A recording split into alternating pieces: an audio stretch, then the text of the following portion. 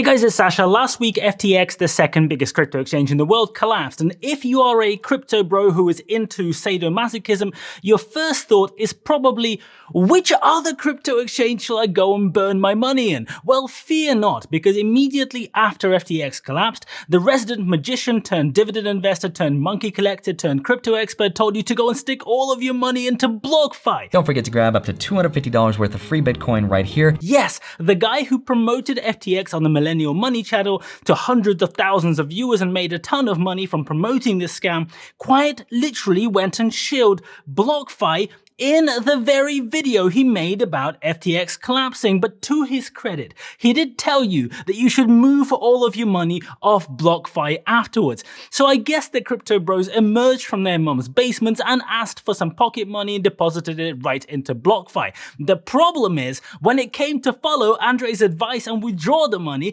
they couldn't do it because BlockFi has suspended withdrawals. And this morning it appears that BlockFi is about to go fucking bankrupt. Now naturally, it's not a good look when you've been promoting a scam to your followers because the scammers were paying you obscene amounts of money. So Andre has quickly gone and deleted the BlockFi affiliate links from his videos. So now if you watch this video and you see that ad for BlockFi, if you go to the description, the link isn't there. But don't you worry, there is another link to this company called iTrust Capital where you can go and buy some crypto in your retirement plan. You can't take your crypto off the platform and they get to own the keys. So there's definitely absolutely nothing that could possibly go wrong. Since the collapse of FTX, the lowlifes who made hundreds of thousands of dollars from selling out their audience have decided that the strategy of pretending that nothing happened is the best approach. So on Monday, Andre and Graham Stephan released brand new videos to their audience just a few days after the whole thing with FTX happened about completely unrelated topics. I guess the theory there is that if they ignore the massive fuck up,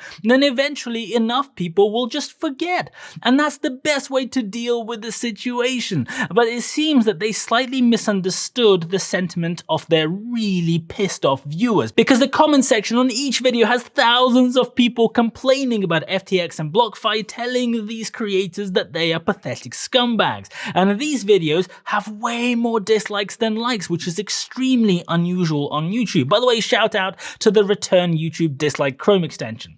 Along with BlockFi collapsing, this morning Genesis, the crypto broker with billions of dollars in assets, has paused withdrawals. How fucking surprising! Gemini, the crypto exchange that the Winklevoss twins started, also paused withdrawals on their borrowing program. The house of cards is collapsing. 4 of the biggest finance YouTubers, Meet Kevin, Graham Stephan, Andre Jick, and Jeremy Lefebvre, used to have a channel called Millennial Money that was very popular. It was getting about 100,000 views per video. That channel was very heavily sponsored by FTX. Every video had those fucking FTX logos right above the head of the guy shilling it for the duration of the video.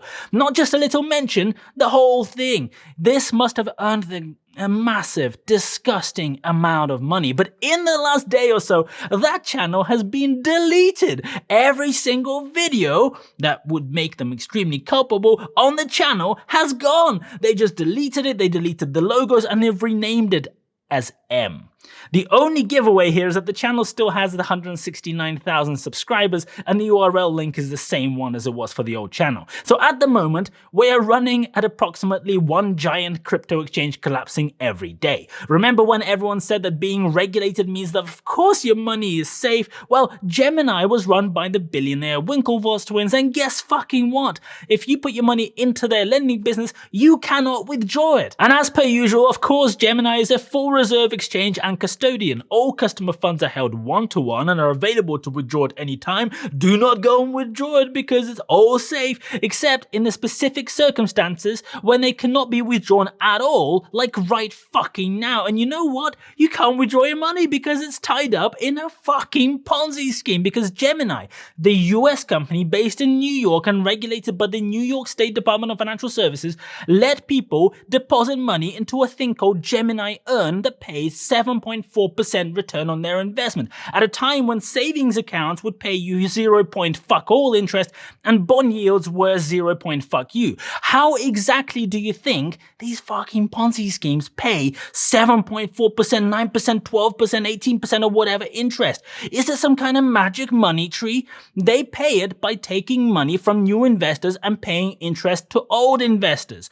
Or they gamble it. In the case of Gemini, that would be a bit too blatant, of course, so instead they go and partner up with some other random crypto company so that when the US regulators come and knock on their door and say, what the fuck have you been doing? They can pretend they didn't know about it altogether. They just trusted that this random crypto company somewhere else offers completely irrational returns, but is completely legit. No risk whatsoever. If you think the other crypto exchanges are somehow better, good luck to you. Crypto.com offers 14.5% return on your crypto. They're based in Singapore and have legal setups around the world and random tax havens with loose financial regulations. In Europe, for example, the entity registered in Malta under an e-money license. And yes, Crypto.com have their own Ponzi scheme going called the Kronos token. And yes, just like every fucking thing in crypto, the Kronos token chart does look like the most typical pump and dump scheme, losing around 93% of its value in the last few months. And in case you're wondering, the token never had any value in the first place, no reason to exist